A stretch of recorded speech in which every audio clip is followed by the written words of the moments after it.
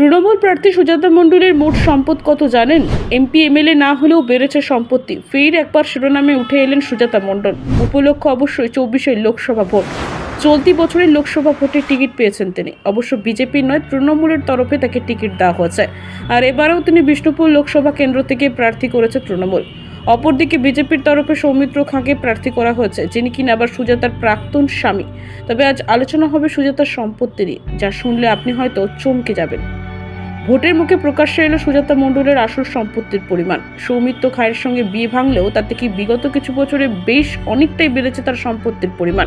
তার কাছে যা সোনা রয়েছে তা জানলে আঁতকে উঠতে পারেন। আসুন বিশদে জেনে নিন। বাঁকুড়া বিষ্ণুপুর কেন্দ্র থেকে নিজের মনোনয়নপত্র জমা দিয়েছেন তিনি। এদিকে নিজের হলফনামায় দিলেন নিজের সম্পত্তির সব রকম খতিয়ান।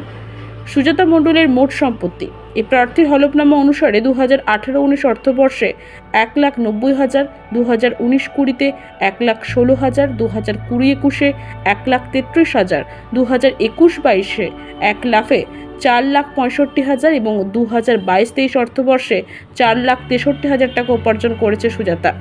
যদিও হলফনামা জমা দেওয়ার সময় তার হাতে নগদ টাকা ছিল 18,000 টাকার মতো। প্রার্থীর সেকেন্ড হ্যান্ড একটি গাড়ি রয়েছে, যার মূল্য 3,80,000 টাকা। এছাড়াও রয়েছে 55,000 টাকা মূল্যের একটি স্কুটি। তার কাছে প্রায় 400 গ্রাম সোনা রয়েছে, যার বর্তমান মূল্য 26,50,000 টাকা। সুজাতা মণ্ডলের বিরুদ্ধে কোন কোন মামলা? স্বাভাবিকভাবে প্রশ্ন উঠছে, সুজাতার নামে কি কোনো মামলা রয়েছে? উত্তর হলো হ্যাঁ, তার নামে দুটি জায়গায় মামলা রয়েছে।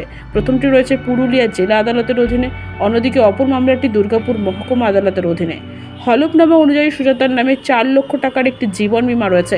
এর পাশাপাশি বিনিয়োগ এবং অস্থাবর সম্পত্তি মিলে মূল্য 51,54,753 টাকা 82 পয়সা। তৃণমূল প্রার্থী সুজাতা মণ্ডলের মোট সম্পদ কত জানেন?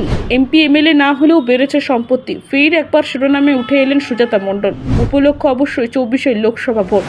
চলতি বছরের লোকসভা ভোটের টিকিট পেয়েছেন তিনি। অবশ্য বিজেপির নয়, তৃণমূলের তরফে তাকে টিকিট দেওয়া হয়েছে।